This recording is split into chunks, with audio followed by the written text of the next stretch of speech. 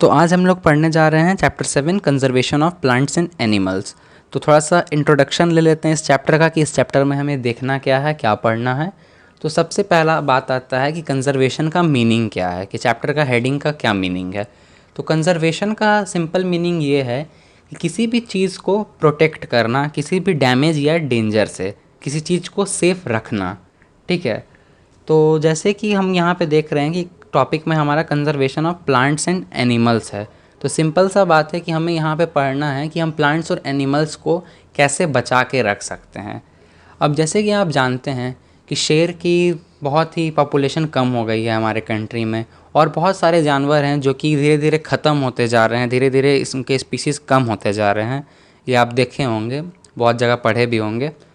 तो इसी चीज़ों से बचाने के लिए, ठीक है, कि हमें ख़त्म नहीं होने देना है अपने स्पीसीज़ को, तो उसको प्रोटेक्ट करने के लिए हमें ये चैप्टर पढ़ना बहुत इम्पॉर्टेंट है कि कैसे कैसे हम कंज़र्व कर सकते हैं और कैसे कैसे उनको प्रॉब्लम हो रही है। तो ये चैप्टर सीधे सीधे 2 पार्ट में बढ़ जाता है कि एक तो उनको प्रॉब्लम किस चीज़ से हो रही है, कैसे प्रॉब्लम्स फेस कर रहे हैं, और दूसरे हम इसको कैसे प्रोटेक्ट कर सकते हैं, हमारे प्लांट्स को और हमारे एनिमल्स को। तो इस चैप्टर को स्टार्ट करने से पहले यहाँ पे हम बहुत सारे अलग अलग टर्म्स पढ़ेंगे। ओके, तो सबसे पहले आप एग्जांपल ले लीजिए एक बहुत अच्छा। आप अपने घर पे रह रहे हैं, ठीक है, आपके पास हो सकता है, बहुत लोगों के पास गाय होगी खुद की, बहुत लोगों के पास अपना खेत होगा। तो वो कभी ना कभी गए होंगे अपने खेत पे, तो देखे होंगे वहाँ पे खेती की जा रही है, ठीक है, और उसी के बगल में एक बंजर ज़मीन पड़ी है जिसमें बहुत सारे अनवांटेड पौधे उगे हुए हैं, मतलब उसको कोई उगाया नहीं है, वो ऐसे ही उगे पड़े हैं।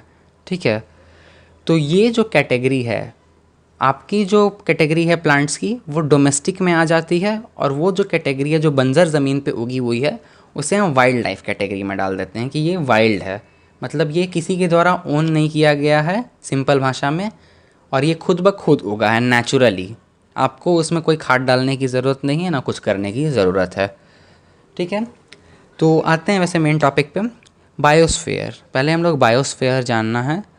तो बायोस्फीयर आप जहाँ पे भी रह रहे हो अभी, ठीक है, आपका अपना घर है, आप स्कूल जाते हो, आप मार्केट जाते हो, आप कहीं घूमने जाते हो, आप होटल जाते हो, जहाँ भी जा रहे हो, ये सारा बायोस्फीयर का पार्ट है। जंगल हो गए, पानी हो गया, डेजर्ट हो गया, ये सारा बायोस्फीयर का पार्ट है। तो सिंपल वर्ड में बायोस्फीयर एरिया है वो जहाँ पे लिविंग ऑर्गेनिज्म एग्जिस्ट करते हैं, इंग्लिश में ये हो जाएगा। ठीक है, biosphere is the part of earth in which living organism exist. Okay, तो जहाँ पे भी लिविंग ऑर्गेनिज्म जिंदा रह रहे हैं, रह के, वो हम लोग बायोस्फीयर में काउंट करते हैं। अब बायोस्फीयर, जैसे कि आप रह रहे हैं यहाँ पे, तो बेसिक थिंग्स क्या हैं आपके पास? आपके पास बेसिक थिंग्स में वाटर है, एयर है, लैंड है, जिसके कारण आप यहाँ पे सरवाइव कर पा रहे हो। और कोई प्लैनेट पे क्यों नहीं कोई सरवाइव कर पा रहा है? क्योंकि वहाँ पे कुछ ना कुछ बेसिक थिंग्स में गायब है। कहीं पे पानी नहीं है, कहीं पे एटमॉस्फेयर अच्छा नहीं है, कहीं पे लैंड नहीं अच्छा है। ओके, तो ये जो 3 क्राइटेरिया है, ये तीनों बायोस्फीयर के अंदर आती है। तो पहला लिथोस्फेयर, जिसको हम लोग लैंड के नाम से जानते हैं, दूसरा एटमॉस्फेयर, जिसको हम लोग एयर के नाम से जानते हैं, और तीसरा वाटर, उसको हाइड्रोस्फेयर, मतलब हाइड्रोस्फेयर को वाटर के नाम से जानते हैं। तो 3 एलिमेंट बायोस्फेयर के क्या क्या हो गए? Lithosphere, biosphere, atmosphere. एटमॉस्फेयर हो गया एयर के लिए, हाइड्रोस्फेयर हो गया वाटर के लिए, और लिथोस्फेयर हो गया लैंड के लिए। तो आई थिंक बायोस्फेयर आपको क्लियर हो गया होगा। एक छोटा सा और टॉपिक मैं बता देता हूँ, इसी में टर्म हैबिटेट, आगे हैबिटेट यूज़ होगा। ओके, तो हैबिटेट का बेसिक मीनिंग ये है, आप जिस भी जगह पे रह रहे हो, ऐसे एग्जाम्पल से आप अच्छे से समझ जाओगे। जैसे कि मछलियाँ पानी में रह रही हैं, आप ज़मीन पे रह रहे हो। आप पानी में तैर सकते हो, पर क्या आप 10 दिन तक पानी में ज़िंदा रह सकते हो? नहीं रह सकते हो। क्या मछली 1-2 दिन तक पानी के बाहर ज़िंदा रह सकती है? नहीं रह सकती है।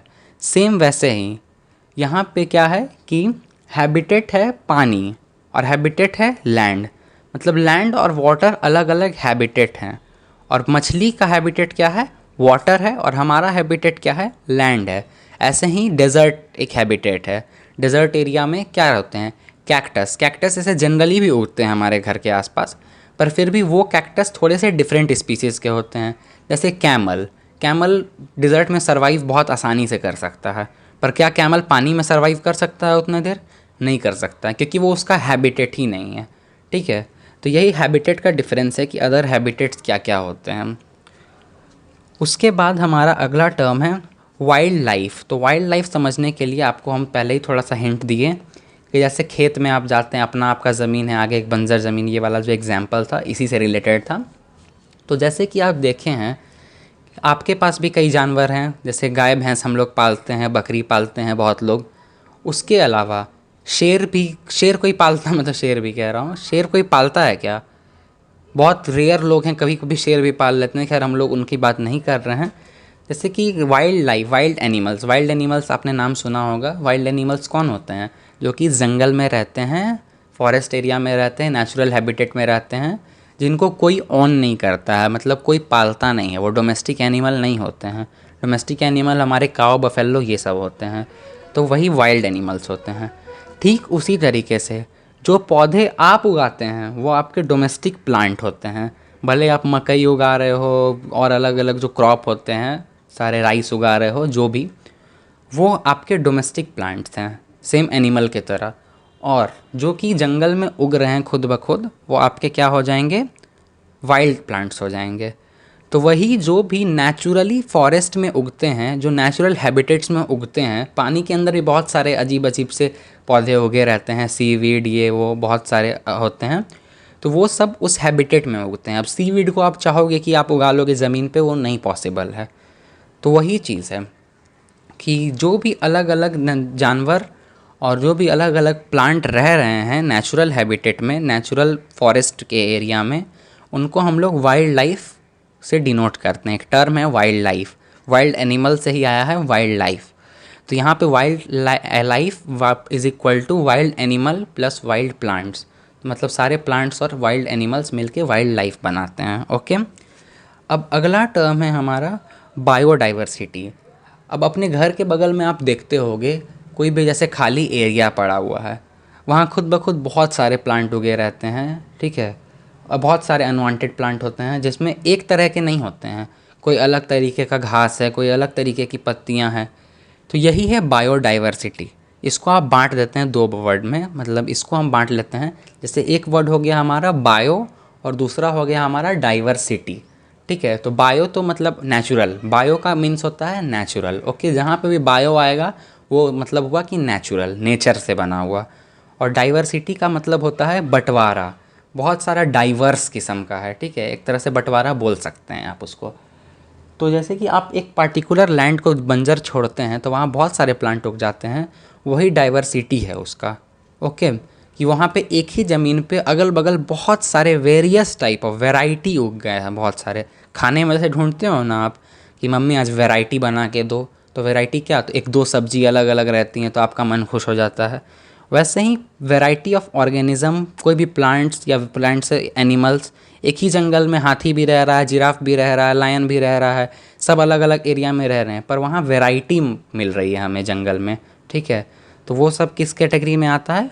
बायोडाइवर्सिटी की कैटेगरी में आता है। ठीक है, डाइवर्सिटी मतलब ये डाइवर्स नेचर के हो गए कि एक ही जगह पे बहुत सारे लोग रह रहे हैं, और ये नेचुरल चीज़ों में बात हो रही है, प्लांट एनिमल के चीज़ों में, इसलिए यहाँ पे बायो लग जाता है। ठीक है, तो बायोडाइवर्सिटी, इसको आप इंग्लिश में ऐसे भी कह सकते हो, the presence of large number of species in a particular area. Okay, particular area में एक लार्ज नंबर ऑफ स्पीसीज़ रह रहे हैं, जहाँ पे बहुत सारे चींटियाँ रह रही हैं, बहुत सारे चूहे रह रहे हैं, मतलब अलग अलग, आप समझ गए होंगे। अब अगला हमारा टॉपिक है इकोसिस्टम।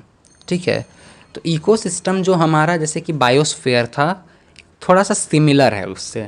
ठीक है, तो यहाँ पे हम लोग सिस्टम, जैसे एक सिस्टम वर्ड पढ़ रहे हैं, तो यहाँ पे हम थोड़ी से सिस्टम की बात करते हैं। ओके, जैसे हम बायोडाइवर्सिटी में जाने कि एक वैरायटी ऑफ ऑर्गेनिज्म एक पार्टिकुलर एरिया में रहती है। ठीक है, तो वो जो एरिया का बात हो रहा था वही इकोसिस्टम कहलाता है। ठीक है, एक पार्टिकुलर इकोसिस्टम मतलब वहाँ जो एक सिस्टम है जहाँ पे एक पार्टिकुलर लिविंग ऑर्गेनिज्म रह रहे हैं। अब वहाँ वैरायटी भी हो सकती है, वैरायटी नहीं भी हो सकती है, तो अगर वैरायटी होगी तो वो बायोडाइवर्सिटी भी कहलाएगी। ठीक है, और लेकिन वो जो एक पार्टिकुलर एरिया होगा जहाँ पे ऑर्गेनिज्म रह रहे हैं, जहाँ का फिज़िकल इन्वायरमेंट सेम है, जहाँ पे एरिया सेम है। फिज़िकल इन्वायरमेंट का मतलब यहाँ पे है टेम्परेचर, वहाँ का कैसा है, वहाँ का वेदर कैसा है, वहाँ का लैंड कैसा है, लैंड माउंटेन एरिया है, डेज़र्ट एरिया है, वाटर एरिया है या डेल्टा एरिया है, बहुत सारे अलग अलग एरिया होते हैं। उन सब में से मतलब एक पर्टिकुलर एरिया में, एक पर्टिकुलर फिज़िकल इन्वायरमेंट, एक पर्टिकुलर टेम्परेचर में जो भी एक लिविंग ऑर्गेनिज्म रह रहे हैं, उस पर्टिकुलर एरिया को हम लोग इकोसिस्टम कहते हैं। ठीक है, अब जिनको भी ये चीज़ नहीं समझ आया है वो एक क्लियर भाषा में ये समझ लीजिए, अगर बायोडाइवर्सिटी आपको समझ आया है कि वहाँ पे बात हो रही थी कि एक बहुत सारे ऑर्गेनिज़म एक जगह रहते हैं, ठीक है, जहाँ बंजर ज़मीन की बात की गई थी, वैसे ही जो एरिया है वो, ठीक है, जैसे आपका अगर खेत है, खेत में आपके बहुत सारे अनवांटेड प्लांट उगे हुए, वहाँ बहुत सालों से खेती नहीं हो रही है, ऐसे एक लैंड पड़ा हुआ है आपके घर के बगल में, तो वहाँ पे बहुत सारे छोटे छोटे पौधे उग गए हैं, तो वो एक बायोडाइवर्स एरिया कहलाएगा। वहाँ बायोडाइवर्सिटी देखने के लिए मिल रही है कि वहाँ अलग अलग पौधे उगे हुए हैं। और वो जो एरिया लैंड होगा उस समय आपका जो खाली है, जहाँ पे बहुत सारे चीज़ उगे हुए हैं, वो एक इकोसिस्टम बन जाएगा उन चीज़ों के लिए जो वहाँ पे रह रहे हैं, जो प्लांट्स, उनके लिए वो एक इकोसिस्टम होगा। जैसे आपका घर आपके लिए एक इकोसिस्टम है। ओके, समझ गए? आपको क्लियर हो गया है? तो एक ब्रीफ इंट्रोडक्शन ले लेते हैं, एक छोटा सा इंट्रोडक्शन ले लेते हैं हम डिफॉरेस्टेशन के बारे में। तो जैसे कि आपके बगल में अगर रोड बन रहा है, अभी बहुत सारे रोड के प्रोजेक्ट्स पास हुए हैं, जहाँ एनएच बन रहा है, हाईवे बन रहा है, फ्लाईओवर बन रहे हैं, तो ये सारे चीज़ जो बनते हैं, ठीक है, वो एरिया कभी ना कभी एक फॉरेस्ट एरिया रहता है, एक लैंड एरिया, खेती का एरिया रहता है। तो वहाँ पे सारे पेड़ों को कट करना, ठीक है, और वहाँ पे कुछ एक चीज़ कंस्ट्रक्शन करवाना, वही डिफॉरेस्टेशन है। मतलब कंस्ट्रक्शन नहीं भी होता है तो एक लार्ज स्केल में पेड़ों को कट करना, इसकी को डिफॉरेस्टेशन कहते हैं। इसका एक अपोजिट वर्ड भी होता है एफॉरेस्टेशन। ओके, ये आपको याद रखना है क्योंकि इसके बारे में बाद में हम पढ़ेंगे कि डिफॉरेस्टेशन और एफॉरेस्टेशन। तो डिफॉरेस्टेशन में हम लार्ज स्केल पे बहुत लंबे, मतलब बहुत ज़्यादा पेड़ को काटते हैं। लार्ज स्केल मतलब कि बहुत ज़्यादा मात्रा में, एक दो पेड़ का बात नहीं हो रहा है, यहाँ 500 पेड़, 1000 पेड़ की बात हो रही है।